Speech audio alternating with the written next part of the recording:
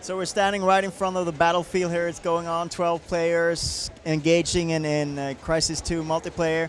What is it about the multiplayer in Crysis 2 that you feel sets it apart from the competition? Well, I guess that's an easy answer, really. It's the nanosuit. That's the key thing. It's the game changer for us. And it's how the nanosuit plays in the multiplayer that I think people will find really kind of different and exciting. You have this ability to change your play style dynamically on the fly as you play the game. And what we've done, what we've aimed to do is create something that's really immediate and visceral to play. Which then has the nanosuit with its core abilities at the heart of it, that gives a multiplayer experience that has a kind of depth to the gameplay that you just won't experience in any other multiplayer. What does that mean in terms of level design? Because I can understand that must pose a few new problems to the traditional multiplayer level design. Yeah, I mean, one of the key things with the base power abilities of the nanosuit is you can do these power jumps, you can do these ledge grabs, you can slide, and you suddenly have these kind of parkour moves which allow you great freedom. And what you tend to find is that you might see a set of stairs, but you won't actually go for them. You'll ledge grab over walls, and you'll actually bypass the normal routes that you would go on another kind of multiplayer. So the key thing is that you've got this kind of ability to traverse the map in a very, very unique way, and you can grab up to really high places, and you can really exploit the verticality in the maps. And so that presents a real kind of unique problem, I guess, for the level designers, because they have to really design the maps with this in mind.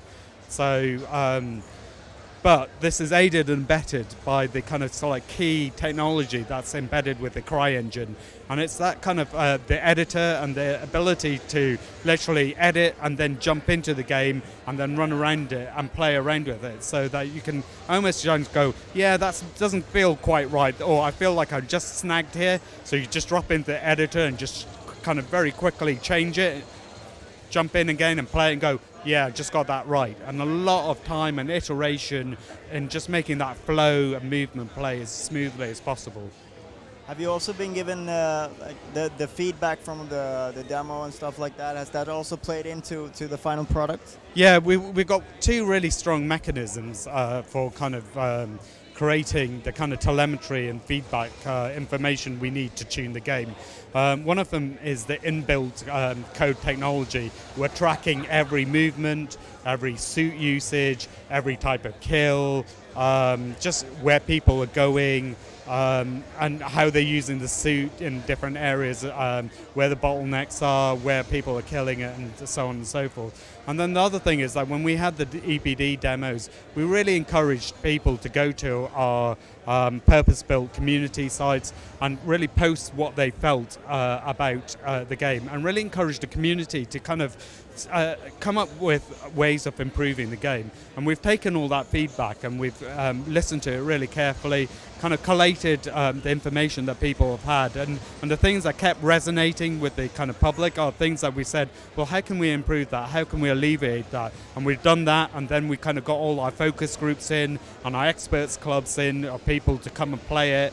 And we just kind of yeah, they kind of go, no, you solved that one, you've nailed that. And that's how we've really done it. So it's a large process of testing, QA, and then gathering this kind of telemetry data. Is it also a matter of trying to get people to try different tactics, and if you get defeated a lot by a certain way, telling them what could you do differently, how could you use the suit differently in order to defeat? So there's a really key mechanism in the game with the kill cam. And the kill cam is this fantastic kind of mechanism for actually viewing how people killed you.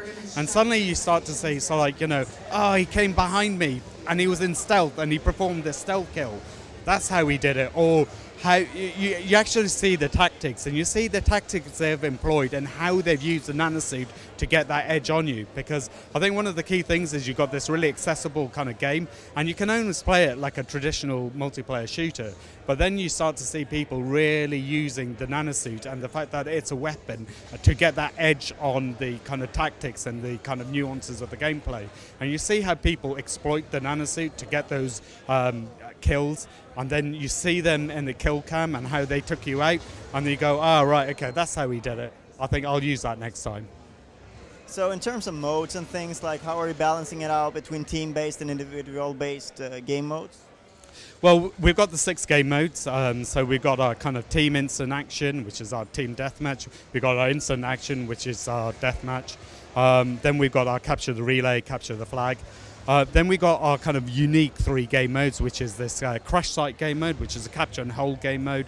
And then we've got our assault game mode, which is this asymmetric nanosuit soldiers versus normal marine soldiers. But here we toy around with the nanosuit guys only have secondary pistols, whereas the marine guys have the full kind of like primary weapons. And then we have another game mode, which is an extraction game mode, again kind of playing at this idea of using some of the alien kind of technology that's within the kind of Crysis franchise for this kind of extraction game mode. So we've got all these different game modes to allow you to really kind of utilize and play around with the nanosuit and its different abilities. Which one do you think will prove most popular? Well, I can tell you my favourite. My favourite is Crash Site. And part of it is just it's quite accessible.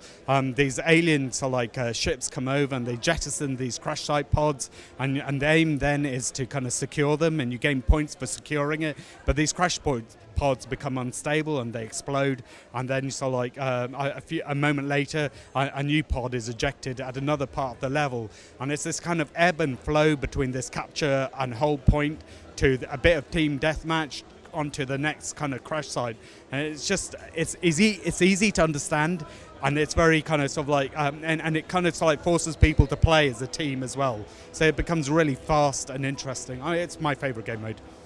Thank you very much for your time, and best of luck on the launch. Thank you very much.